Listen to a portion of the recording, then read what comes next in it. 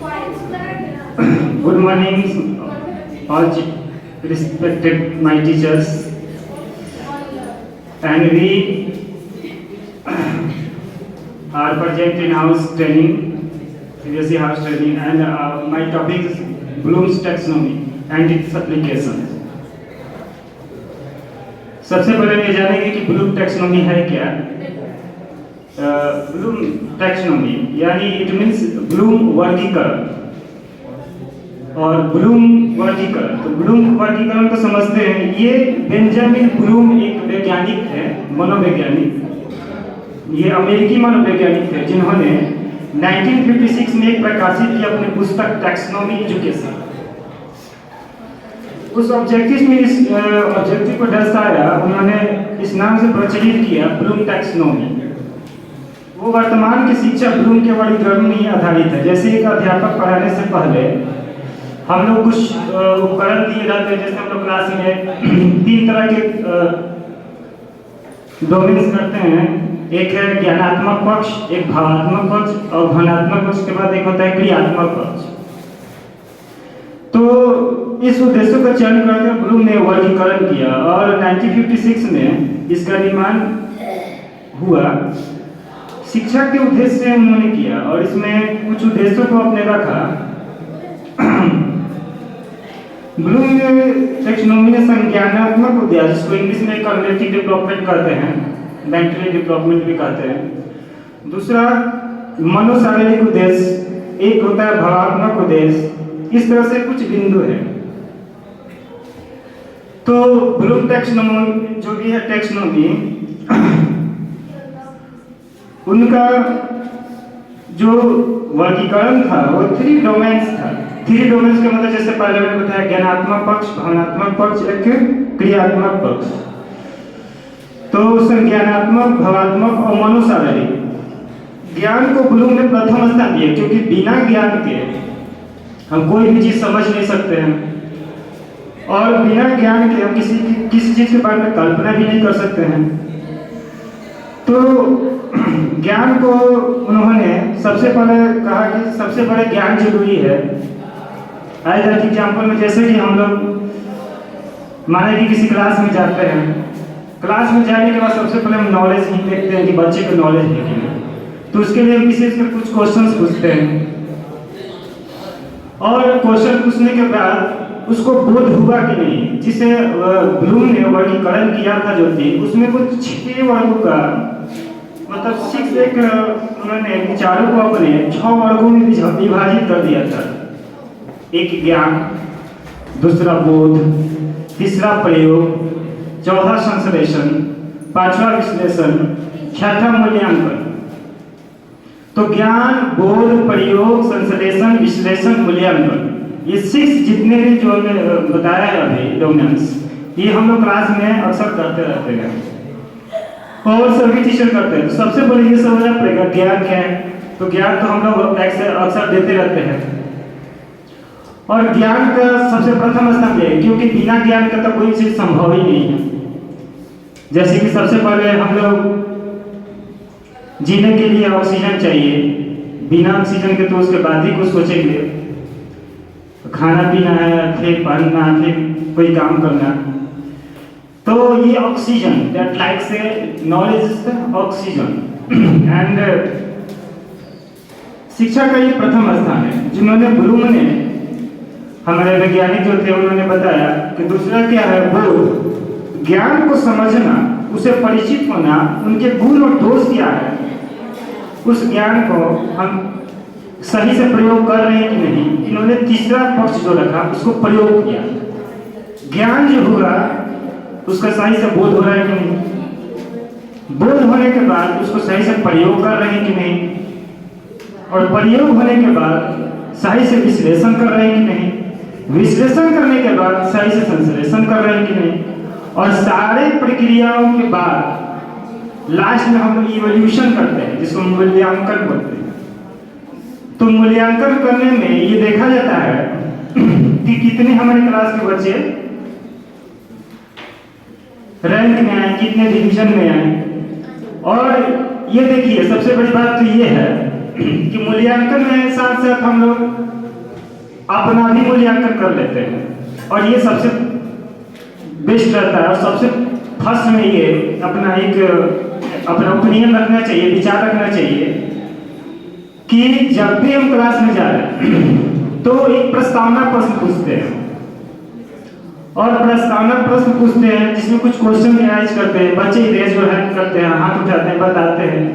तो उसके बाद हम अपना जो ज्ञान देता है कोई टॉपिक तो हम दे देते हैं, उसके बाद बोध हुआ कि नहीं, यानी कि वो ज्ञान जो उन्होंने दिया उसको समझा कि नहीं, अंडरस्टैंडिंग लेवल कहाँ तक उसका पहुंचा।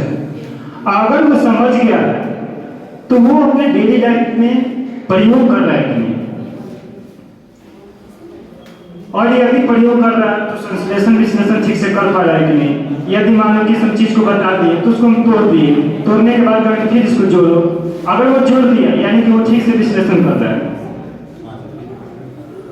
और उसके बाद से विश्लेषण से ब्लूम का तात्पर्य था कि जैसे कोई बड़े सा टॉपिक को हम समझने के लिए एक छोटे छोटे भागों में विभक्त कर देते हैं। जैसे जस्ट लाइक कोई भी टॉपिक उठा लेते हैं, जैसे कि मुझे समझना है ये मान लेते हैं कि मुझे सोलर सिस्टम समझना है, तो सोलर सिस्टम में हम एक एक प्लेनेट को समझते हैं, और हर एक प्लेनेट के बारे में एक एक करके उसके बारे में पढ़ते हैं, और जब पढ़ लेते हैं तो फिर एक ही बार में बोलते हैं कि do you understand what is the solar system. अब उतनी बड़े यूनिवर्स ब्रह्मांड जो इतना सोलर सिस्टम, उस सोलर सिस्टम में इतने प्लेनेट्स हैं, कितने स्टार्स हैं, और उसमें पता नहीं कौन कौन से स्टार्स हैं, कितने प्लेनेट्स हैं, उस सबको समझाने के बाद फिर हम उसको बोले कि ये काम करो, एनालिसिस करो। उस बड़े को छोटे छोटे में तोड़ दिया, उस तोड़े को फिर से उसको बोले कि आप उसको छोटे छोटे भाग में विभाजित करना और नवीन ज्ञान का निर्माण करना, नवीन विचारों की खोज कीजिए, बताइए उसमें क्या आपने समझा, क्या अलग से समझा। उसके बाद एक आता है सिंथेसिस, जो उन्होंने 5वें नंबर बताया था। तो जो नवीन विचार, नवीन ज्ञान को जोड़ा, उन्होंने एकत्रित किया, सारे सोलर सिस्टम को बच्चे समझ गए, तो वो एक नवीन ज्ञान का निर्माण कर पा रहे हैं या नहीं। मतलब उसको समझने के बाद वो समझ गए कि हाँ, अर्थ से सनलाइट आया हमारे अर्थ पे, मतलब सन से अर्थ पे आया और 8 मिनट 20 सेकेंड अप्रोक्सीमेटली पहुंच गया। तो वो अपने समझने के बाद, ज्ञान लेने के बाद उसको बोध में किए, अंडरस्टैंडिंग किए, उसको प्रयोग कर रहे हैं कि नहीं। मतलब लाइट आया तो लाइट से हम क्या क्या चीज, किसी चीज को देख सकते हैं, लाइट से फोटोसिंथेसिस जो प्रकाश संश्लेषण होता है वो हो रहा है कि नहीं, और हो रहा है तो उससे क्या क्या परिवर्तन होते हैं। फिर उसको मतलब वो क्या हो रहा है, धीरे धीरे सेक्शन बाय वाइज खंडित होते जा रहा है, और फिर संश्लेषण में नए ज्ञान को, मतलब वो जो समझे हैं, सीखे हैं, उसको नए ज्ञान में, विचार में परिवर्तन कर पा रहे हैं। यानी कि वो सीखने के बाद उसको समझकर बोल पा रहे हैं कि नहीं, उसको अपने डेली लाइफ में उतार रहे हैं कि नहीं। और लास्ट में आते हैं इवोल्यूशन। सब करने के पश्चात नवीन ज्ञान का मतलब सभी क्षेत्रों में लाभदायक है कि नहीं है। अब हो सकता है कि जैसे कि यहाँ पर हमने बोला कि गुण और दोष है कि नहीं है, लास्ट में हम इवोल्यूशन करते हैं। तो इवोल्यूशन करने में ये हम देखेंगे कि जो हम सनलाइट आता है तो उसको ये मालूम है कि नहीं कि सनलाइट में कुछ ऐसे रेज हैं जो हमारे लिए सही नहीं है। तो इसके लिए वो क्या हुआ, संश्लेषण कर रहे हैं, एनालिसिस किया है कि नहीं, उसके बारे में विस्तृत जानकारी प्राप्त किया कि नहीं। जैसे कि अल्ट्रावायलेट रेज जो हम लोग जानते हैं, तो ओजोन लेयर है, तो कुछ अल्ट्रावायलेट रेज जो होते हैं हमारे स्किन डिजीज हो जाते हैं उससे, जो फिलहाल में सुनने में आया था होल और NCF गैस के कारण, तो वो भी सनलाइट ही है। तो उसके कुछ वो हानिकारक किरणें भी हैं जो कि आ रहे हैं कि नहीं हमारे पृथ्वी पे, वो तो डायरेक्ट करती है, बस सनलाइट आते हैं, वो हमारी एनर्जी का सोर्स है, एंड उससे we can see any object, reflection of light we can see any object, और लाइट से फोटोसिंथेसिस होता है। बहुत बड़ा महत्व है, बस ये जानना। लेकिन अगर वो कमी को भी बता रहा है, तो कमी को बता रहा है यानी कि वो और भी अच्छी तरह से समझा है, उसको अच्छी तरह से विश्लेषण कर रहा है, मूल्यांकन कर रहा है कि नहीं वो सही भी नहीं है। कहाँ से ही नहीं, तो जो पृथ्वी की कवच ओजोन लेयर है वहाँ कुछ अल्ट्रावायलेट रेज को वहाँ पे ओजोन लेयर रोकती है, नहीं आने देती है यहाँ पे, तो वो सही नहीं है। तो इस उद्देश्य को ज्ञान को छात्रों जो ज्ञान छात्र को प्रदान किया गया है वो उद्देश्य प्राप्ति में सक्षम है, इससे मूल्यांकन को पता लगाया जाता है। एक रेशियो हम लेके चलते हैं क्लास में, जैसे कि 40 स्टूडेंट्स हैं तो 40 स्टूडेंट्स हैं, तो अगर 30 या 35 हमारी बातों को समझ गए तो इवोल्यूशन आपका सही है, आप जो पढ़ा रहे हैं सक्सेसफुल है। किसी कारण 10 भी नहीं समझे तो भी ठीक है, 30-10 का रेशियो चलता है, ठीक है, 90-10 तक चला। लेकिन किसी कारणवश अगर 40 में 20 समझ से 15 समझ रहे, यानी कि आप अपना एवोल्यूशन कर रहे हैं कि हम जो पढ़ाए हैं वो समझ रहे हैं कि नहीं समझे हैं, यानी कि हम सक्सेसफुल नहीं हैं। अगर हम सक्सेसफुल नहीं है इसका कारण क्या है, तो उसमें हम देखेंगे कि क्या जो सभी बच्चे हैं जो नहीं समझ रहे उनका कारण क्या है, जो हम पढ़ा रहे हैं वो टेक्निक्स को समझ में नहीं आ रहा है क्या, वो पता लगाना पड़ेगा रीजन क्या है। तो सबसे पहले इंडिविजुअल डिफरेंसेस तो हम समझेंगे कि है क्या। कुछ व्यक्तिगत भिन्नता होती है जो कि हम हमेशा हर एक डोमेन पक्ष में ये बात को ध्यान रखना है कि इंडिविजुअली डिफरेंसेस होते ही हैं, चाहे वो किसी भी क्षेत्र में जाए, कोई भी कार्य करे, घर से ही अपने ले ले, अपने खुद अपने भाई को देख ले, यहाँ तक कि कपल जो जुड़वा तो उनको देख ले, तो भी एक नेचर नहीं मिल सकते हैं। और क्लास की बात कहाँ कहीं, यहाँ अलग अलग समाज के बच्चे आते हैं, अलग अलग सोसाइटी से आते हैं, अलग अलग टाउन, पता नहीं कहाँ से कहीं कोई उनके पापा काम करते हैं तो वहाँ से ट्रांसफर होके आते हैं, तो वहाँ के उनकी इन्वायरमेंट मिला हो, फिर यहाँ पे आते हैं तो यहाँ पढ़ने आ गए, बहुत तरह की ऐसी बात होती है। तो उनके जेनेटिक्स क्या है, मतलब उनके घर में दादा लोग कैसे थे, पापा कैसे हैं, तो कुछ वो भी होते हैं। तो सारे चीज़ को ध्यान में रखते हुए हमें ये देखना है कि वास्तव में ये इंडिविजुअल डिफरेंसेस हैं, ये अगर 2-4 तक ठीक है, अगर बच्चे नहीं समझ रहे हैं, आखिर 10-15 नहीं समझ रहे, यानी कि कहीं ना कहीं हमें अपना इवोल्यूशन निकाल कर देखना पड़ेगा, कहीं ना कहीं हमें कुछ कमी है और वो कमी को समझना पड़ेगा। जो हम ये सामने दिखा रहे हैं, यहाँ पर मूल्यांकन है, संश्लेषण है, विश्लेषण है, अनुप्रयोग है, समझ बुझ है, ज्ञान है, यही है आपका ब्लूम का टैक्सोनॉमी, जो knowledge, understanding, application, analysis, thesis, evolution. तो इवोल्यूशन के अंतर्गत मैंने जो ये बताया, यही उनका स्टेप बाय वाइज समझने का एक प्रक्रिया है, जो हम एक एक करके इसमें यहाँ पर आप लोग सब शो करते हैं। तो जैसे स्टेप बाय वाइज हम लोग चलते हैं सीढ़ी पे, वैसे ही ये भी अपना समझाए थे। ये अमेरिकी मनोवैज्ञानिक थे, इन्होंने शिक्षा के संदर्भ में बहुत खोज किया, और यहाँ तक कि जो भी आज हम लोग क्लास में शिक्षा देते हैं ना, वो उन्हीं के बताए हुए मार्ग पे हम चलते हैं, और अधिकतर इनका शिक्षण जो था काफी मतलब सक्सेसफुल रहा। तो एक और थे यहाँ पे ब्लूम टैक्सोनॉमी को संशोधित किए, उनका नाम है रूप एंडरसन और क्रिथ बोर्ड। उन्हें वर्तमान की आवश्यकताओं को देखते हुए भी कुछ परिवर्तन किए। वो बोले कि स्मरण जो होता है, प्राप्त किए गए ज्ञान को अधिक समय तक अपने बुद्धि में रख पा रहे हैं कि नहीं। एक अल्बर्ट बीने थे, एक स्पीयरमैन थे, उन्हें बुद्धि का सिद्धांत दिया था, हमारे बैचलर बीएड में थे, वो साइकोलॉजिकल थे, उनका नाम था एक स्पीयरमैन, अल्बर्ट बीने। इन्होंने बुद्धि के सिद्धांत को कई वर्गों में विभाजित करके बताया था, और हम लोग ट्रेनिंग के दौरान भी देखा था कि उन्होंने बच्चे पे प्रयोग करके खुद को इवोल्यूशन किया था, तो काफी हद तक सही रहा, और वो सही किए थे। यहाँ ब्लूम वर्गीकरण में दिए थे, ये वाला ज्ञान बोध प्रयोग जो आपने अभी भी दिखाया, वो भी सही दिया। उन्होंने ये भी कहा है कि अगर कोई हम टॉपिक बता रहे हैं तो सरल से जटिल की ओर बताना सही होता है, या जटिल से सरल की ओर, तो सरल से जटिल की ओर, अमूर्त से मूर्त की मूर्त से अमूर्त, अमूर्त से मूर्त। तो अमूर्त को भी समझना जरूरी कि अमूर्त है क्या।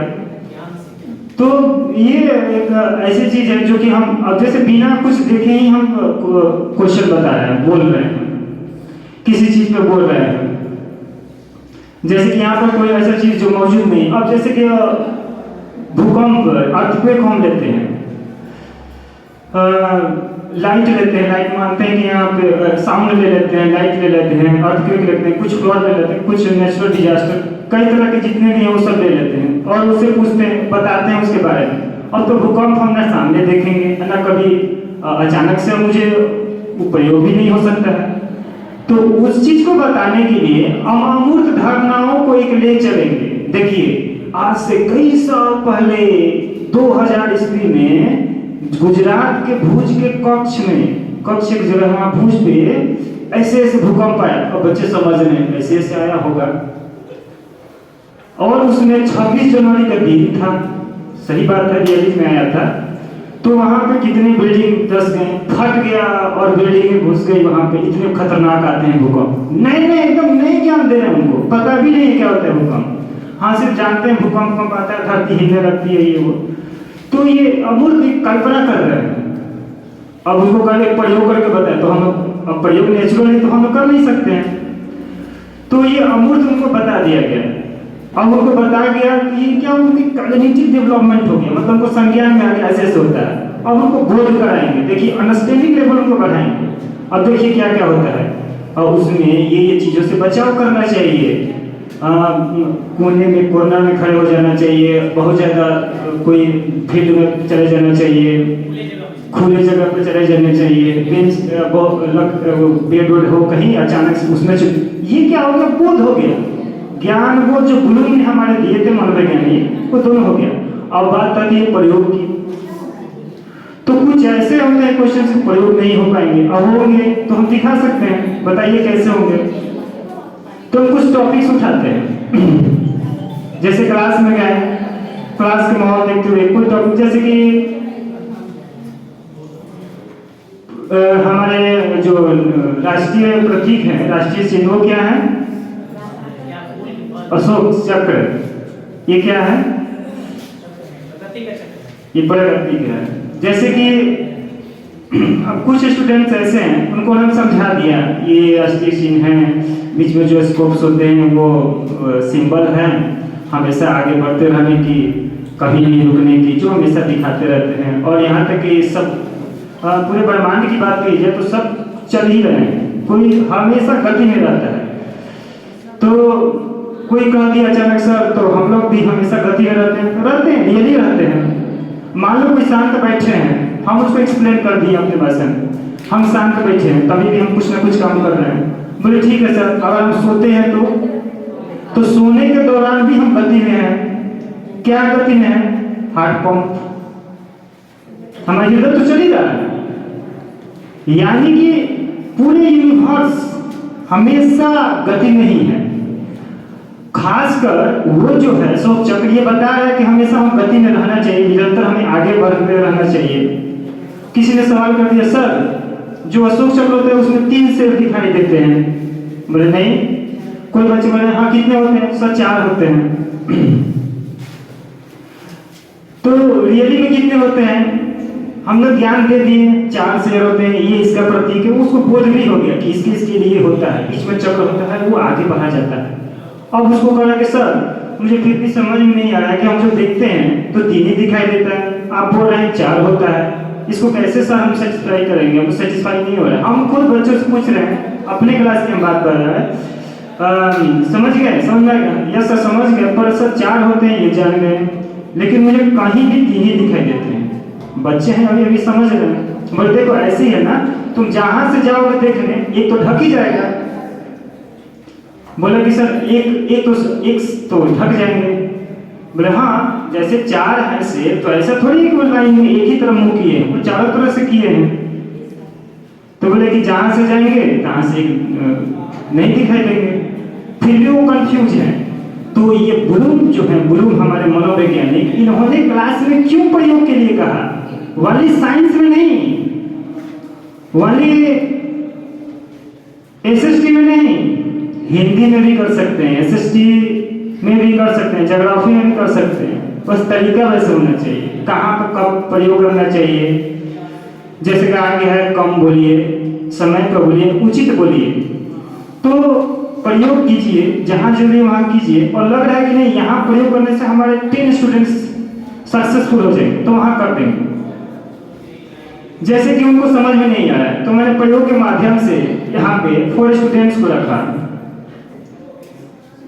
जैसे कि थोड़ी देर के लिए सर हम कष्ट देना चाहेंगे, राजन सर, वो अभिषेक सर, बस सिर्फ आप लोग को आना है। यहाँ पर 4 टीचर्स थोड़ी देर के लिए स्टूडेंट्स मानकर आइए यहाँ पे।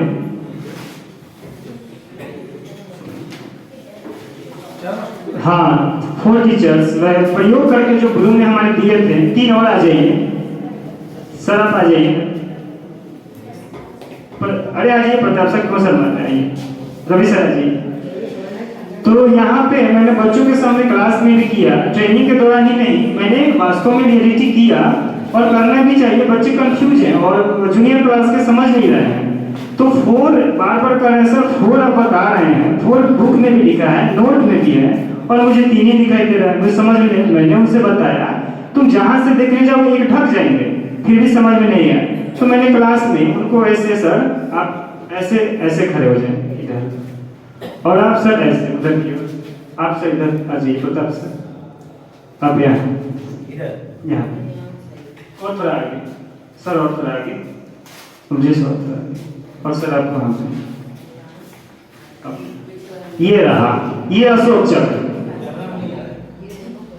थोड़ा सा और सर इधर आ जाइए, अमरजीत सर और थोड़ा पीछे, हाँ ठीक है सर। तो ये 4 लाइन्स हो गए कैपिटल जो अशोक चक्र के हैं। तो बोले कि हाँ अब आप लोग ध्यान दीजिएगा, थोड़ी देर माइंड कंसंट्रेट कीजिएगा और ध्यान से देखिएगा। तो बच्चे बोले कि यस सर अब समझ में आ रहा है। तो ये 4 हम दिखा दिए, तो हम बोले कि देखिए आप एक काम कीजिए सर, आप देखिए तो कितने दिखाई दे रहे हैं, 3। तो वहां से वो बोल रहे हैं कि 3 दिखाई दे रहे हैं। फिर प्रयोग के माध्यम से मैंने जो ब्लूम ने ज्ञान बोध प्रयोग, तो ज्ञान बोध तो दे दिए, ये मैंने प्रयोग करके दिखाया, तो वो बोले 3। तो मैंने बोला आप थोड़ी देर के लिए स्ट्रेस मांग लेंगे, तो ये बताइए कि हम कैसे, आप अपने से बताइए एनालिसिस करके कि हम कैसे ये समझेंगे कि ये 4 जो दिखा रहे हैं लायंस, ये कैसे 4 ही है। आप कोई बता सकते हैं थोड़ी देर के लिए कि ये चारों को हम एक साथ देखना चाहें तो ऐसा क्या तरीका है कि हम चारों को देख लेंगे, समझ जाएंगे। बच्चे तो कह रहे सर हम उधर जा रहे हैं फिर भी 3 दिखाई दे रहे हैं, इधर से देख रहे हैं तो फिर भी 3, एक तो ढक ही जा रहे हैं। तो उसके लिए हम क्या करेंगे? तो कोई बच्चे उधर से हाथ उठाएं, जैसे कि आप लोगों के दिमाग में आ रहा होगा, ऐसा कुछ करेंगे जो चारों दिखाई देते, कैसे बताइए? मिरर, हाँ ठीक है सर, अपने हिसाब से आप सर, आप लोग हैं उसी हिसाब से। तो उनके भी दिमाग में आ रहा था, तो एक बच्चे ने मुझे खड़े होकर बताया कि सर एक काम करेंगे, जो अशोक चक्र हम देख रहे हैं ना, जैसे इतने हाइट का, तो इस हाइट के और ऊपर हम जाके खड़े हो जाएंगे थोड़ी देर के लिए। तो जैसे कि ये सर है, तो इसके ऊपर खड़े होके गए, या कहीं हम देखने गए, राजगीर वगैरह घूमने गए, तो हम पहाड़ों पे जाते हैं या कहीं दूर से देखते हैं। तो जस्ट इस कुछ को मान के, जैसे इनको मान लिए हैं प्रयोग के माध्यम से, वहां जाना नहीं है, तो इनके ठीक हम जब हाइट के जाएंगे तो बच्चों को बोले कि इनके ठीक हाइट के लेके थोड़े खड़े हो जाओ, तो खड़े हो गए। उसके बाद वो चारों देख लिए इनके हाइट के ऊपर से। That's all, understanding? You may go sir, thank you sir for your give me opportunity time. तो ये बच्चे समझ गए। तो इन्होंने प्रयोग के माध्यम से, कुछ ऐसे बच्चे थे जिनको डाउट्स क्लियर हो गए कि हाँ सर, जो हाइट के माध्यम से अपने बेंच में खड़े हो गए, या बोले कि थोड़ा और दूरी जाके थोड़ा हाइट खड़े हो जाए इनसे, तो वो चारों मुझे दिखाई दे रहे हैं, वो जो सर है, तो ये क्लियर हो गया। तो ये हमारा प्रयोग का माध्यम हो गया। उसको संश्लेषण किया, फिर उसको संश्लेषण करके मैंने एक एक करके अलग अलग कर दिया। अब मैंने कुछ संश्लेषण विश्लेषण की बात आती है इनका। तो इन्होंने कहा कि जो भी हम संरचना संगठित किए हैं उसका भावात्मक पक्ष क्या होना चाहिए, क्योंकि सीखने के भी कई प्रकार होते हैं, 3 प्रकार है कॉग्निटिव डेवलपमेंट। एक होता है भावनात्मक, एक साइकोमीटर। तो साइको में शारीरिक होता है, शारीरिक कौशल। डोमेनों को श्रेणियों के रूप में देखा जा सकता है संज्ञानात्मक डोमेन जो 1956 में इन्होंने दिया था, तो साइकोमीटर में इन्होंने अपने व्यक्तित्व को 3 पक्षों में विभाजित किया था। तो जैसे मैंने सरल से जटिल, अमूर्त से अमूर्त, मूर्त से अमूर्त, जैसे कि छोटा सा एग्जाम्पल, कोई भी बच्चे सबसे पहले ABCD या अल्फाबेट समझते हैं, उसके बाद ककारा के बाद से फिर वाक्यों के लिखना, ABCD के वर्ड। तो ये क्या हुआ, सरल से जटिल, उन्होंने सरल चीज को जाना। तो ब्लूम हम साहब जो हमारे अमेरिकी वैज्ञानिक थे, उन्होंने तो दिया एग्जाम्पल, पियाजे थे, पियाजे। तो पियाजे भी मनोवैज्ञानिक थे, कोहलबर्ग थे, उन्होंने भी दिया था, वाइगोत्स्की थे। ये अलग अलग जो मनोवैज्ञानिक थे, इन्होंने अपने सर्च किए थे उसमें, और रिसर्च के बाद उन्होंने अपने लेवल के अनुसार वो अपना मत व्यक्त किए थे। तो संज्ञान जो वो पियाजे जो थे, पियाजे ने भी कॉग्निटिव डेवलपमेंट के बारे में, संज्ञानात्मक के बारे में अच्छे बताए हुए थे। उन्होंने अपना एक स्टेप्स बताए थे कि बच्चे सबसे पहले एकदम छोटे से होते हैं, इंद्रियन गामा को जीरो से 2 बरस के रहते हैं, तो उसमें वो कैसे कैसे करते हैं वो बताएंगे। वो बच्चे के कोले सेलेक्ट जैसे दिमाग रहते हैं, वो पहले ही से वो खाली रहते हैं, धीरे धीरे बढ़ते हैं। वो बताएं कि जैसे कि 2 बच्चे हैं, तो उनका जो माइंड है वो कोले सेलेक्ट की तरह है, वो खाली रहता है, और जैसे जैसे उसमें हम वो बताएंगे कोई चीज, वो उसमें दिखते चले जाते हैं, वो और धीरे धीरे सेट हो जाते हैं। 0 से 2 के बीच बच्चे अपने सेंस ऑर्गन्स का काम करते हैं, हाथ, पैर, आंख, नाक, कान ऐसे चलाकर माँ से व्यक्त करते हैं, रोते हैं, चिल्लाने लगते हैं, तो माँ समझ जाती है। ये उस समय तक उनका नॉलेज है। फिर 2 से 5 बढ़ते हैं तो कैसे करते हैं, इन्होंने एक स्टेप से बता दिया। उसके बाद ये जो मैंने बोला था, उनका नाम वाइगोत्स्की, ये एक साइकोलॉजिकल थे। तो ये ऐसे मनोवैज्ञानिक, तो समाज को ज्यादा वो किया था, समाज के बोला कि नहीं, समाज ज्यादा इसमें मायने रखता है किसी बच्चे के डेवलपमेंट में। तो बोला कैसे, बोला ऐसे है कि वो जिस समाज में रह रहा है, उसका रहन सहन, खान पान, खेलना कूदना, वो सब तो समाज से हो रहा है ना। तो समाज ज्यादा अटैचमेंट है। जब से हमारे ये टीचर वाले भी क्वेश्चन पूछते रहते हैं, और पूछे भी हमेशा, हम लोगों ने भी जब दिया था टीचर का, तो सीटेट वगैरह चीज में बार बार ये क्वेश्चन पूछते हैं, पियाजे और वाइगोत्स्की, ये दोनों में क्या अंतर है, क्यों ये दोनों अंतर है, क्या कहना चाहते हैं। तो अंतर यही है कि दोनों साइकोलॉजिकल का एक ही कहना था, लेकिन अंतर ये था कि वाइगोत्स्की समाज को ज्यादा ही महत्व दिया था, और पियाजे ने संज्ञानात्मक विकास को माना था कि नहीं, कॉग्निटिव डेवलपमेंट जो होता है ना बच्चे को, जो स्टेप बाय स्टेप उनके दिमाग में आते हैं, सर्वेंद्रीय क्रियात्मक अवस्था, ये जो होता है उनको ये क्या बोलते हैं, सेंसरी मैटर, ये एक स्टेप से उनका उन्होंने बताया था। और ये जो वाइगोत्स्की थे, उन्होंने बोला कि नहीं, समाज का एक बहुत बड़ा योगदान है, और समाज से बच्चे का नहीं। बोले कि एक एग्जाम्पल से आप समझा दीजिए, तो मैंने ही समझा देना। जैसे कि 2 बच्चे हैं, एक हमारे पढ़े लिखे समाज में रहते हैं, खूब बढ़िया से रहना सहना, बात विचार करना, बोलना, और एक बच्चे को जन्म लेते ही, एक ही माँ के 2 बच्चे को, एक को हम यहीं रख रहे हैं जिस समाज में हम रहते हैं, और एक बच्चे को हम आदिवासी के पास जाकर छोड़ देते हैं। और उन्होंने सही में किया, ये हमारे मनोवैज्ञानिक ने किए थे।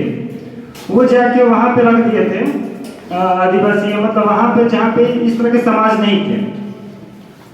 और ये मनोवैज्ञानिकों ने ये पाया कि ये जो बच्चे का रहन सहन खान बनता है, ये हम लोगों से काफी मिलता जुलता। रही बात तेज होना, कम जानकारी होना, उतना ये अलग बात है, लेकिन बोलने का तरीका, चलने का तरीका, अपना हाव भाव, ये सारी चीज मिल रहा है हमारे समाज, क्योंकि हमारे समाज में ये रहते थे, खाते थे, पीना, रहना सहना, खेलना कूदना, एक दूसरे से विचार व्यक्त करना। और वो जहाँ रहते थे वहाँ के जितने भी रह सकते वो उनका वो हो गया था। वहाँ पे जैसे आदिवासी बोलते हैं वो सीख लिया था, जबकि एक ही माँ के 2 बच्चे। लेकिन बात तो वहाँ ये आ जाती है ना कि उसके साइकोलॉजिकल दिमाग में वो आ जाए। तो यहाँ किसी को ये नहीं ठहराया गया कि आप सही नहीं है, इसका सिद्धांत है, वो दोनों ही सिद्धांत को महत्व दिया गया। जो हमारे वाइगोत्स्की थे मनोवैज्ञानिक, और ये जो अमेरिकी वैज्ञानिक थे और ये पियाजे थे, और ये ब्लूम वर्गीकरण जो दिए थे, इनका तो जबरदस्त रहा जो आज हम लोग पढ़ रहे हैं ब्लूम जी का, जो आज भी हम लोग प्रयोग करते हैं क्लास में, इवैल्यूएशन मूल्यांकन करते हैं, संश्लेषण करते हैं, विश्लेषण करते हैं।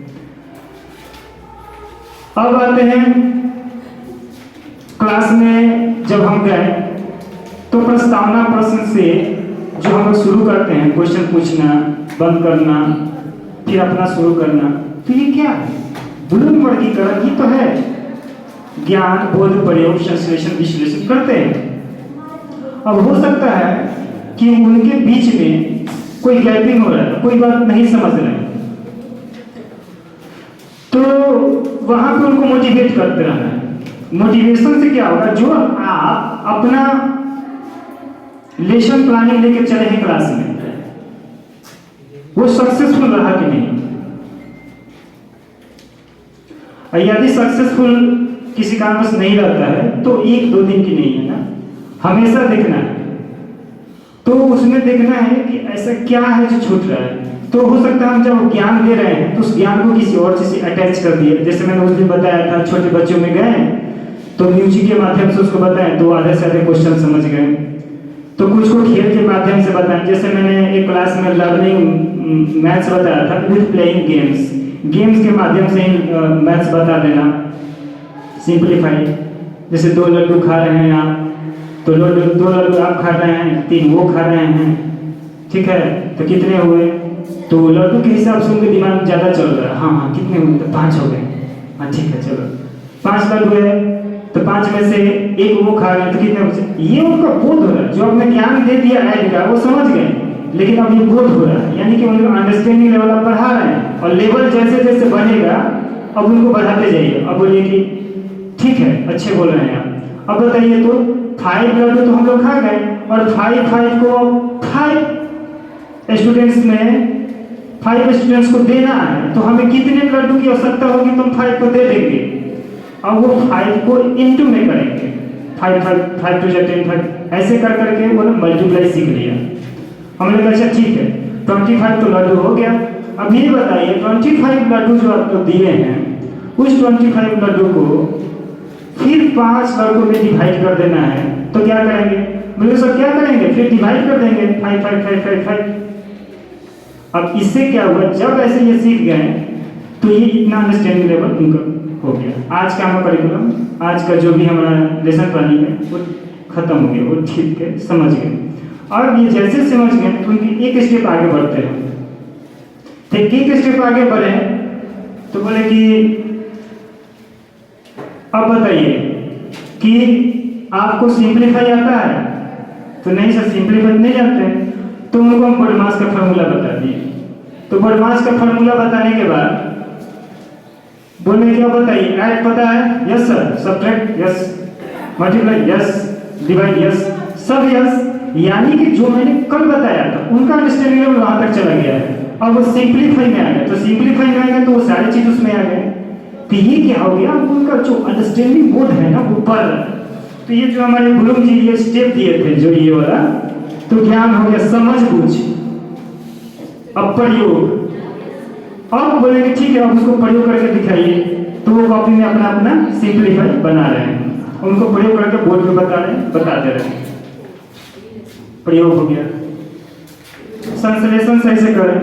अब क्या होगा? जो भी ढांचा पैटर्न बनता है उसे एक नया हिस्सा देकर संपूर्ण बनाया जाता है। ठीक है, अब जैसे कि ये हमारा एक टॉपिक्स हो गया। अब हम क्लास में क्या होता है, पढ़ाने के दौरान भी बोध प्रयोग को दूसरे माध्यम से बच्चे के बीच मोटिवेशन हो, उसके लिए क्या करते हैं, कुछ टॉपिक को टॉपिक से जोड़ते हैं, और सिलेबस सब्जेक्ट के अनुसार ही रहना चाहिए। अब मान लें कि कोई हम हिंदी पढ़ा रहे हैं, उसमें आ गया विजयी विश्व तिरंगा प्यारा, झंडा ऊंचा रहे हमारा। ये सारे सुना है। कुछ बच्चे ऐसे हैं कि वो जो भारत की जो भी मतलब देश के प्रति उनका प्रेम है या देश के प्रति जो बलिदान है वो नहीं, उनको अच्छा नहीं लग रहा, मतलब वो उतना उसमें ज़्यादा इंटरेस्ट नहीं ले रहे हैं। हमें तो सबको लेकर चलना है ना, as a teacher, as a guardian, as a leader. यहाँ तक कि डॉक्टर सर्वपल्ली हमारे राधा कृष्णन थे, वो भी क्या थे, हमारे से शिक्षक थे और बोले कि एक शिक्षक जीवन पर्यंत विद्यार्थी बने रहते हैं। हम विद्यार्थी से भी कुछ सीखते हैं। अपना मूल्यांकन कैसे करते हैं? विद्यार्थी से, कि हम जो पढ़ा रहे हैं कितने विद्यार्थी सफल हो गए, कितने का नंबर अच्छा है, तो मान लेते हैं कि हाँ इतने अच्छा रहा है, यानी कि ठीक ठाक से चल रहा है। अगर नहीं आ रहा है, आधे से अभी फेल हो रहे हैं, तो लग रहा है कि किसी कहीं ना कहीं मुझे प्रॉब्लम है, तो हम पढ़ा रहे हैं, उनको इंटरेस्ट नहीं हो रहा है, उस टॉपिक से जोड़ रहे हैं। तुमको म्यूजिक सुना है, अब जैसे हमारा 26 जनवरी आने वाला है, उनको ज्ञान दे रहे हैं कि देखिए हमारा जो देश है ये न जाने कितने वीर पुरुषों से, कितने वीर अमर सपूतों से उनके रक्त का कतरा कतरा हमारे जमीन पे, हमारे धरती पर भारत माता की आजादी के लिए बहा दिए थे, कतरा कतरा गिरा दिए थे, जब जाके हमारा देश आजाद हुआ था। न जाने कितने महापुरुषों ने बलिदान दिए थे, तब जाके हमारे देश आजाद। ये उनको ज्ञान हम दे दिए, वो समझ गए, यस सर समझ गए कि ये होता है, ये ऐसे होता था। अब उनको बोध ये कर रहे हैं कि देखिए वो हमारे जैसे आम इंसान थे और हमारे देश के लिए वो जीते थे, स्वार्थ की जिंदगी नहीं जीते थे, परोपकार करते थे। ये बोध भी हो गया उनको। अब रही बात प्रयोग की, जैसे हम अपने स्कूल में एनुअल डे, 26 जनवरी, 15 अगस्त, 26 जनवरी या कोई भी ऐसा फंक्शन करते हैं, तो क्या एक तरह से प्रयोग कर देख रहे हैं कि जो बच्चे ज्ञान बोध अपने लिए थे, तो वास्तव में प्रयोग के माध्यम से या कुछ एक्टिविटी कराते हैं तो वो सही से कर पा रहे हैं नहीं। तो वहां पे उन्होंने, मैंने बोला आपको ये ज्ञान है कि ऐसे होता है, आपने ये पोएम याद कर लिया, कविता याद कर लिया, विजय विश्व तिरंगा प्यारा या हिंद देश का प्यारा झंडा, झंडा ऊंचा, बोध भी है। तो प्रयोग के माध्यम से या कोई एक्टिविटी करना चाहते हैं तो आप कर सकते हैं। तो हाँ, कुछ बच्चे भाग भी लेते हैं, उससे हम म्यूजिक गवाते हैं। हाँ, आप एक म्यूजिक गा के बताइए। घर चले हम विदा जाने तन साथियों, अब तुम्हारे हवाले वतन साथियों, अब तुम्हारे हवाले वतन साथियों। सांस थमती गई, नब्ज जमती गई, फिर भी बढ़ते कदम को न रुकने दिया। कट गए सर हमारे पे कुछ गम नहीं, सर हिमालय को हमने न झुकने दिया। मरते मरते रहा कफन शांतियों, अब तुम्हारे हवाले वतन साथियों। तो ये जो मैंने सुनाया, तो हो सकता है कोई लड़के के अंदर ये बलिदान और वीर पुरुषों के प्रति प्रेम नहीं जगा हो, तो मुझे तो आस है कि जग जानी चाहिए। अगर जग जाएगी तो ये आपका ज्ञान बोध, एक प्रयोग, विश्लेषण, संश्लेषण, और ये हमारे जो वैज्ञानिक है इनका दिया हुआ सफल था, है और रहेगा। यही है। और ये जो हमारा प्यार, आशीर्वाद जो आप हमारे प्रति दे रहे हैं, हम बच्चों के प्रति दे रहे हैं, राष्ट्र के प्रति ये एक अहम योगदान हो जाता है। वही बच्चे जो हमारे आगे चलकर पढ़ लिख के एक आर्मी के जवान बनते हैं, फोर्स बनते हैं, देश के लिए, राष्ट्र के लिए अपना खून बलिदान देने के समय कतरा कतरा बलिदान दे दे, फिर भी वे नहीं सोचते हैं। घर से सेक्रीफाइस होते हैं, समाज से सेक्रीफाइस होते हैं, तो लगता है कि हाँ, हम शिक्षकगण ने जब पढ़ाए बच्चों को, अगर एक भी निकला ना समाज में, तो हमारे रोम रोम खिल उठता है और ये कर्जदार हो जाते हैं कि हाँ सर, आपने पढ़ाया तो हमारा तो जीवन बदला ही, और आपने कहीं ना कहीं माध्यम बनकर हमारे शिक्षा देकर, एक बोध देकर, अंडरस्टैंडिंग देकर, एक प्रयोग करके हमारे अंदर की आत्मविश्वास जगा के, हमारे खून की लहर को दौड़ा के और हमारे उन शिखर तक पहुंचा दिए जहां तक हम कल्पना भी नहीं किए थे। और जब ये एक स्टूडेंट्स बोलते हैं हम शिक्षकगण को, तो लगता है कि हाँ, हमने कुछ किए बच्चे के लिए। Because teacher is the light of candle, दूसरे के लिए जलते हैं, तड़पते हैं, संघर्ष करते हैं और खून पसीना न जाने एक करके हम विद्यार्थियों को पहुंचाने के लिए दिन रात एक करने में लगे रहते हैं ताकि हम बच्चे कैसे आगे बढ़ जाए। अरे हमारे समाज में पुराने पद्धतियों से भी चले आ रहे हैं। आज हमारे गुरुम जी ने, मनोविज्ञान जो अमेरिका के हैं, इनका आज भी पद्धति चला रहा है, क्योंकि ये जो जोड़े हैं ना ज्ञान बोध प्रयोग, ये पीछे वाली पद्धति से जोड़े हुए हैं। तभी तो मैंने बताया कि हर एक चीज को वो जोड़ के किसलिए बताया है, प्रयोग इसलिए डाले हैं कि जो हम पढ़ा रहे हैं वो देखे क्लास में, फीडबैक ले उसका कि हम बोल रहे हैं जो उसका फीडबैक मिल रहा है कि नहीं। तभी तो पोयम आता है, तभी तो प्रेयर आता है हिंदी में, और वो सक्सेसफुल भी होता है, क्योंकि वो कहीं ना कहीं किसी बच्चे एक दो छूट रहे हैं, उनके अंदर भी आत्मविश्वास की रंग लाती है। और वो आत्मविश्वास की रंग एक ईश्वरीय शक्ति की तरह उनके अंदर जोश, जुनून और एक लगन बैठाती है, जिसके मन में सच्चे इरादे हो जाते हैं, लगन हो जाते हैं, विश्वास हो जाते हैं, वो एक न एक दिन अपनी सफलता पहुंच जाते हैं। हम निम्नलिखित उदाहरण से उसको एनालिसिस करते हैं, विश्लेषण करते हैं। आप जो भी सीखे हैं वो अपने नए ज्ञान, अब मान लेते हैं हम कोई टॉपिक पढ़ाते हैं क्लास में, करंट के बारे में पढ़ा दिए, ज्ञान दे दिए उसको। देखिए ऐसा है कि करंट हम लोग पढ़ रहे हैं, पॉजिटिव होता है, नेगेटिव होता है। एक तार अगर हम नहीं उसमें वायर करें तो उसमें करंट नहीं आती है, बता दिए, ज्ञान हो गया। उसको बोध करा दिए, देखिए उसको नंगे हाथ तो नहीं छूना चाहिए, पैर में अर्थिंग लेता है, करंट मार देती है, जान जा सकती है, ये भी हो गया। अब उनको हम प्रयोग के माध्यम से बताएं, तो हम प्रयोग के अपने क्लास के दौरान भी बताते हैं कि ये प्रयोग किसी भी एक्सपेरिमेंट जो भी उससे जानकारी वाले व्यक्ति हो, आईटीशियन हो, ITI जो किए हुए हो, या इलेक्ट्रिशियन हो, तो इलेक्ट्रिशियन के सामने ये प्रयोग करना है, ना कि एक साइंस में दे दिया है तो घर पे जाके करने लगे। और जब वो प्रयोग कर रहे हैं तो उनकी देखरेख में करें ताकि किस प्रकार का हानि ना हो। तो वो हो गया वहां तक। अब फिर यहाँ पे जो ये कहते हैं संश्लेषण विशेष, तो वो जो ज्ञान लिए हैं तो उनको नए ज्ञान में जोड़ रहे हैं कि नहीं, यानी कि उनको पता है तो वो अपने घर में, जैसे कि कोई तार कट गया है, मम्मी बोलेगी बाबू देखो ना तार जल गया है, कट गया है, कैसे होगा। वो करंट पढ़ा हुआ है, बोला मम्मी अरे हम 8 क्लास में चले गए, अब तुम करंट पढ़े हैं, हमारे सर भी पढ़ाए, ऐसे ऐसे होता है। बोले नहीं नहीं करंट मार देंगे, काम पर मिस्त्री बुला लो। अरे मम्मी छोटी सी बात है, करंट यहाँ पे कट गया, हम बना लेते हैं, क्या ऐसे ऐसे है सर हम। मम्मी तो डरेगी ही क्योंकि करंट की बात है। तो वो क्या बोलेगा कि मम्मी सबसे पहले अगर हम करंट की बात है तो हम सबसे पहले, वो तो पढ़ा हुआ है ना, उसको क्लास में बताया गया, ये भी बताया गया है कि आप एक्सपेरिमेंट इस तरह से नहीं करेंगे।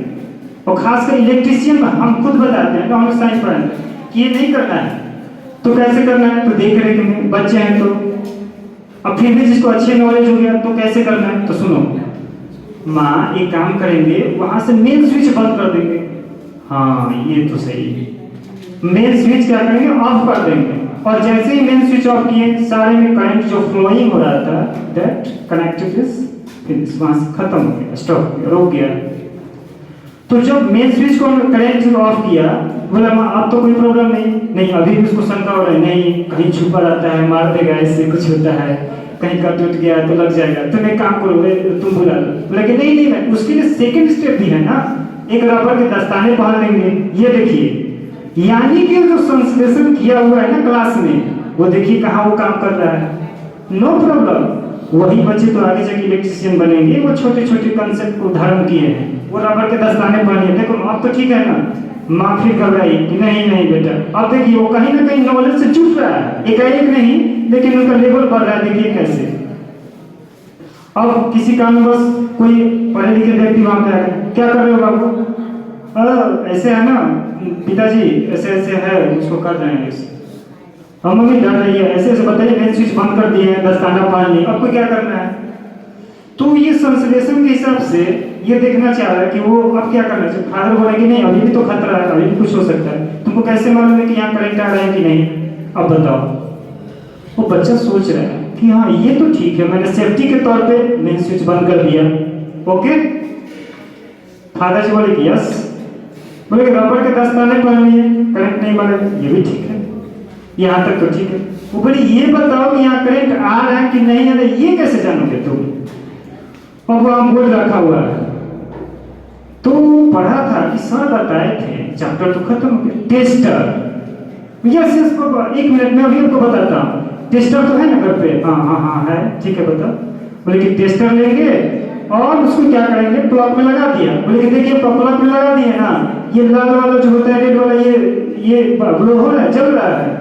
बोले कि नहीं नहीं जल रहा है तो नहीं है, यानी कि करंट क्या नहीं है। तब यानी कि जाकर लगा कि हाँ वो जो बताया अब सेटिस्फाई हुए। बोले कि हाँ बेटा ठीक है अब करो, यानी कि टेस्टर उसी के लिए होता है। तो ये संश्लेषण क्या हुआ, जो वो उस क्लास में पढ़ा था, ये बच्चों को बताएंगे क्लास में कि जो आप पढ़ रहे हैं वो पढ़ के सिर्फ एग्जाम पास नहीं करना है। It is not your duty, it is not your passing your result, it is your concept, and it concept apply your daily life, चाहे वो लाइट साउंड, हिंदी की पोएम है, वो राष्ट्रीय गीत हो, गान हो, सबको अपने लाइफ में उतरना है, फॉलो करना है। सिर्फ पढ़ लेना है, भाषण दे देना है, आंसर दे देना है, क्वेश्चन लिख लेना है, क्या है only it is the level of low level है, बस इतना ही तुमका दायरा है, इससे ऊपर सोचो। और जैसे ही वो ऊपर सोचना शुरू किया, देखो अपने डेली लाइफ में, अपने क्लास में किया हुआ, क्लास में एक एक ज्ञान, एक एक अंडरस्टैंडिंग लेवल वो घर पे प्रयोग के माध्यम से हमें समझाया, हमें लिखाया कि देखिए टेस्टर के माध्यम से इसमें लाइट नहीं आया, यानी पापा यहाँ लाइट नहीं आ रहा, यानी कि ये जो ब्लूम दिए थे टैक्सोनॉमी, ये एप्लीकेशन अच्छे से लागू हो रहा है। और आमतौर पर हम शिक्षकगण और सभी करते ही हैं, और नहीं भी करते हैं तो वो किसी न किसी अपने टेक्निक के माध्यम से बच्चों को अवगत कराते हैं, जो कि बहुत अच्छी ये सफलता का एक रहस्य माना जाता है, और ये सामने देखने को मिलते हैं। और कुछ बच्चे तो ऐसे ही सामाजिक देखरेख में सीख जाते हैं, सुन के सीख जाते हैं, देख के सीख जाते हैं। लेकिन जो बच्चे पढ़ रहे हैं, देख रहे हैं, समाज से सीख रहे हैं और उसको अपने डेली लाइफ में यूज कर रहे हैं, वो तो और उनके लिए बेहतर हो गया। और वो बेहतर ऐसे होता है कि आगे चल के वो IIT नर्सियन, इलेक्ट्रीशियन या कोई भी science test, teacher, professor, doctor, कहीं भी जाते हैं, किसी एरिया में जाते हैं, तो उनके लिए बहुत यूजफुल हो जाता है। और जब वो टेस्टर के माध्यम से यूज किया, बच्चे ने तार जोड़ा, फिर उसको कवर किया, दैट्स ऑल। तो ये क्या हुआ, एक आदत का भी निर्माण हो जाता है। क्रियात्मक कोर्स के विकास में ये शीर्ष स्तर है, जहाँ पे मानचित्र बनाना, ग्राफ, रेखाचित्र बनाना, ये सब क्या है, ये भी एक कठिन कार्य है, लेकिन ये क्या स्किल है, ये भी स्किल डेवलपमेंट का एक, कैसे स्किल डेवलपमेंट होता है उसका बहुत ऐसे तरीका उन्होंने बताया था कि बच्चे को अंडरस्टैंडिंग लेवल को बढ़ाने के लिए हम कई तरह के प्रयोग करते हैं। जैसे कि हिंदी को कोई पोयम पढ़ा रहा है, उसमें कबीरदास के दोहे आ गए, तो कबीरदास के दोहे आ गए और याद करा दिए। बड़े बड़ाई ना करे, बड़े न बोले, बोले मेरा सब लख टका निंदक नियरे राखिए आंगन कुटी छा। ये साइकोलॉजिकल है, मतलब जो बता रहे हैं कहावते, तो उसको हम हिंदी पोएम में भी ऐसे कर रहे हैं, जैसे मैंने साइंस में किया था वैसे किया, अब हिंदी में भी कर रहे हैं। क्यों? क्योंकि कुछ बच्चे वो पीछे हैं या कुछ ध्यान नहीं दे रहे हैं, तो वो साइकोलॉजिकल है। और साइकोलॉजिकल यही तो बताता है, अगर टीचर अपने हाथ पाँव नहीं हिला रहे हैं, मूवमेंट नहीं कर रहे हैं, हाव भाव नहीं दे रहे हैं, एक्सप्रेशन नहीं दे रहे हैं, पोएम पढ़ा तो उस तरह के एक्सप्रेशन नहीं कर रहे हैं, तो सिंपल से खड़े होकर बताना ये सही है, हाथ को ऐसे करना, हाव भाव देना। निंदक नियरे राखिए आंगन कुटी छाय, बिन पानी साबुन बिना निर्मल करे सुहाय, कबीरा निर्मल करे सुहाय। जैसे ही बोलेंगे तो ये हमारा जो राग है ना, वो राग उसको बताएंगे, और ये बताएंगे कि देखिए ऐसे रटने से और राग में गाने से डिफरेंस है। तो बोले कैसे सर, अच्छे लग रहे, हम ये भी बताएंगे राग को अपने हिसाब से राग में ढाल लीजिए, जैसे आपको अच्छा लगता हो। किसी गाने पे ही अच्छा लगता है तो ढाल लीजिए, और उस गाने को हिसाब से उसको याद कर लीजिए। तो जैसे हम किए तो उसका बोध जो है ना, अंडरस्टैंड, जो इन्होंने ये स्टेप्स मैंने बताया था, ये बुलूम का ये वाला समझ बूझ, ये इनका बढ़ गया, और वो समझ बूझ जैसे बढ़ा वो कविता से, तो उस हिसाब से वो अपने हिसाब से राग बैठा रहे हैं। अब जब बैठाएंगे तो उनको पोयम ऐसे ही याद होने लगेगा। अब बात यह है कि उसका प्रयोग का, अब आती है उसका मीनिंग समझने का। सबसे बड़ी बात तो ये है। तो क्लास में हम हिंदी के आज हिंदी टीचर हम हिंदी हैं, हम बता रहे हैं उनको कि देखिए निंदक नियरे राखिए, मतलब कोई बहुत बड़ाई कर रहा है तो वो अच्छा नहीं है।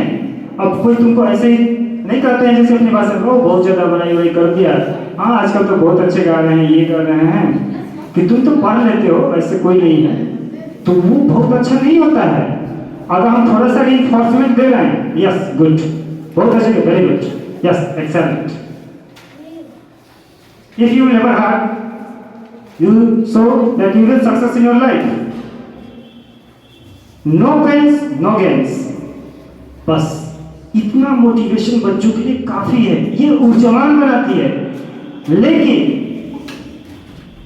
ड्यूरिंग क्लासेस ओवर पीरियड तुम बहुत अच्छे हो, अरे तुम तो कर लेते हो, अरे तुमको आता है सर, इसका मीनिंग मुझे नहीं लगा, अरे तुमको आता होगा, तुम समझ लेते, अरे उसको तो पता है। बार बार किसी एक ही लड़के को, किसी एक ही और कोई लड़का या कोई साथी उसको करे, अरे तुम खेलते हो ना, तुमको आ जाता है, अरे चलो रोज तो पढ़ना ही खेल लो, तुमको सुनने में बहुत अच्छा खेलते हो, यानी कि वो बार बार प्रेज कर रहा है, बड़ाई कर रहा है, यानी कि वो ठीक नहीं है। इसीलिए कबीरदास ने इस दोहे को लिखा है।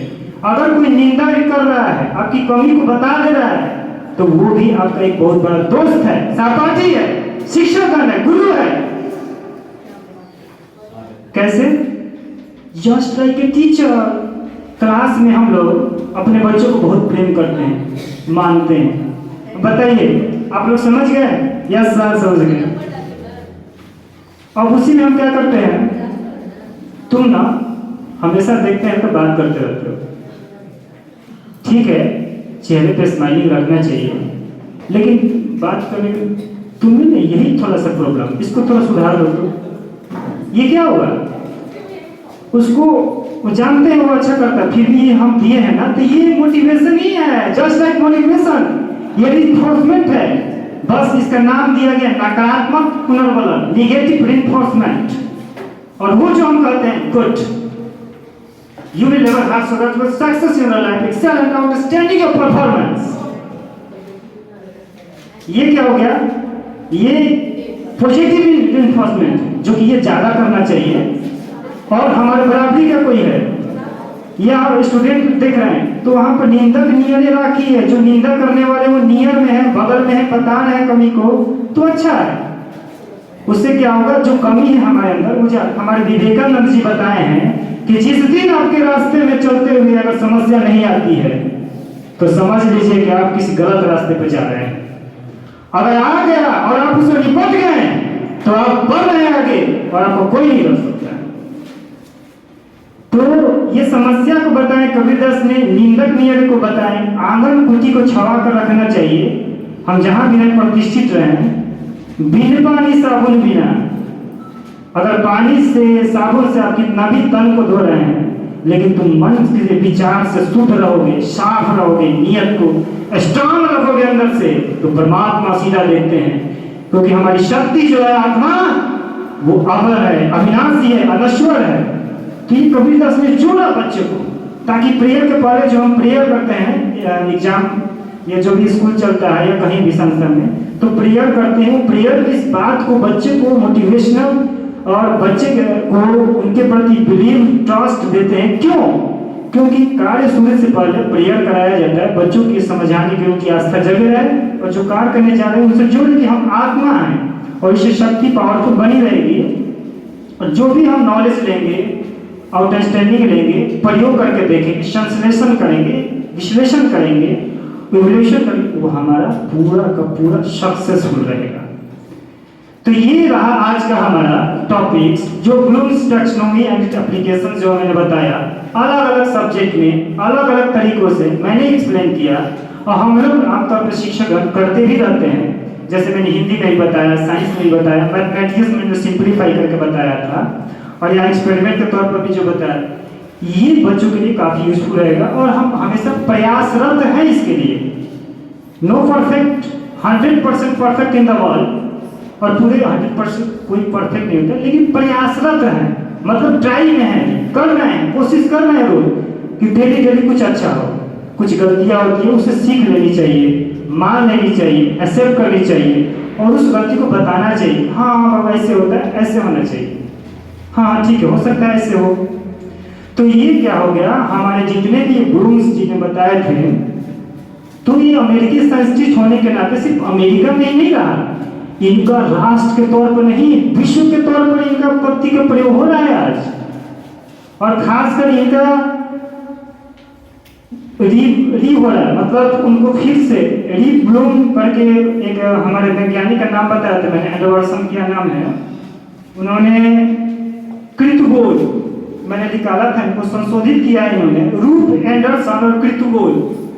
इन्होंने क्या किया है, रीब्लूम टैक्सोनॉमी कर दिया। उन्होंने बनाया कि जो सर बताए हैं वो बहुत अच्छा बताए हैं, और इसी को हम थोड़ा और री करते हैं, पुनर्ब्लूम टैक्सोनॉमी को करते हैं। तो उन्होंने क्या क्या अप्लाई कर दीजिए, बच्चों को कुछ मेमोराइजिंग किए। वो बोले कि मत मेमोराइज उतना सही नहीं होता है, रट के याद करना ये हो, बोले कहीं ना कहीं सही भी है। कैसे सही है, अब अचानक से याद करना है, ऑप्शनेबल है, तो हमारे दिमाग में कैसे कंठस्थ है, याद करें, वो कहाँ साथ देता है। तो क्या होता है, बुद्धि का प्रयोग जो उसने किया था, जो इन्होंने बताया था, उसको याद कर दे। और याद करने की क्या होता है कि कुछ लंबे समय तक वो काम करता है, और जब काम करेगा तो ये हमारा संचित रहता है और रिकॉल भी हो जाता है। तो हर का अपना अपना मतव्यक्त था। तो ये हमारे बीच रहा है, और ये अपना जो शैक्षिक उद्देश्यों का वर्गीकरण किए, बहुत अच्छा रहा। 3 जो स्टेप बताए थे, उस तीनों में ये जो 6 बताए थे, वो स्टेप भी अच्छा है, जो काफ़ी अनुवाद आंकड़े की जानकारी देकर हमारे सामने किए। तो हमें चाहिए कि खूब अच्छे से प्रयासरत रहें, और काफ़ी हमारे सहयोग से ही बच्चे आगे बढ़ते हैं, और इनका जो भी शैक्षिक उद्देश्य है उनका आप लोगों के सामने पेश किए हैं, जो हमें आगे की तरफ बढ़ाते रहना चाहिए। और बच्चे जो भी हैं हमारे राष्ट्र के नाम पर रोशन करते रहें, और सिर्फ फॉर्मेलिटी निभा के नहीं, एक वास्तविक एक रियल लाइफ जीकर अपने गार्जियन, पेरेंट्स, एल्डर्स सबका रिस्पेक्ट करें, प्यार देते हुए अपने राष्ट्र और विश्व तक नाम ले जाएं और स्कूल, समाज, गांव गांव मोहल्ले शिक्षा का प्रसार के साथ, क्योंकि कहा गया एजुकेशन द विज्ञान ऑफ द वर्ल्ड, शिक्षा एक शस्त्र है, चाहे जो जिस फील्ड में है शिक्षा से जुड़े हुए हैं, तो वो आने वाली पीढ़ी भी उनको ये सहयोग करके और उनको आगे बढ़ने में मदद करेगी। That's right, thanks.